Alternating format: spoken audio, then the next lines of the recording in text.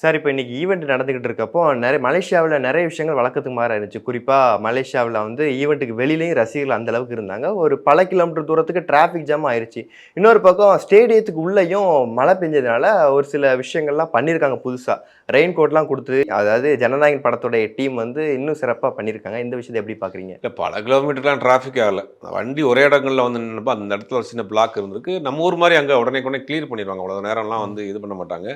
நம்ம ஊர் மீடியாக்கள்ல வந்து பல கிலோமீட்டர் ஸ்தம்பிச்சது, அப்படி இப்படிலாம் போட்டுட்ருக்காங்க. ம். ஒரே இடத்துல மொத்தமா வண்டி வந்த க்ரௌட காமிச்சு அந்த வீடியோ போட்டிருக்காங்க. மழை வந்து மலேசியாவ பொறுத்தவரைக்கும் திடீர்னு அங்க வந்து மழை வந்துரும். இப்ப நம்ம பேசிட்டு இருக்க அந்த நேரத்துல கூட மழை பெஞ்சுட்டு இருக்கு. முன்னாடி இருக்கக்கூடிய விஐபிஸ்க்குலாம் அவங்க தான் அந்த கோட்லாம் குடுத்துருக்காங்க. சீக்கிரம் நிகழ்ச்சிய முடிச்சுருவோம். ம். மழை இன்னும் கொஞ்சம் அதிகமா பேஞ்சுக்கிட்டே இருக்கு இப்ப. லேசா தூறல் மாரி வந்தது. இப்ப அதிகமா பேசுது. அதனால நிகழ்ச்சிய வந்து சீக்கிரம் முடிக்கிறதுக்கு அவங்க பிளான் பண்றாங்க. நடிகர் நாசர் நடிகர் சங்க தலைவரா இருக்கிறாரு. அவரு வந்து ஒரு கோரிக்கை வச்சிருக்காரு விஜய்க்கு. "நீங்க தொடர்ந்து நடிக்கணும்." அப்படின்னு ஒரு மேடையில பேசினாரு. "உங்க நடிப்பு தேவை, தேவை. நீங்க தொடர்ந்து நடிங்க." அப்படின்னு பேசுறப்ப, ஆடியன்ஸ் வந்து "ஆமா, நீங்க நடிக்கணும், நடிக்கணும்னு" அவங்க ம். பேசினாங்க. உடனே விஜய் வந்து அத ரொம்ப ஷார்ப்பா பார்த்துக்கிட்டே இருந்தாரு. நாசர் பேசுற காட்சியை. அ அப்புறம் எப்பயும் போல அட்லி. ம்.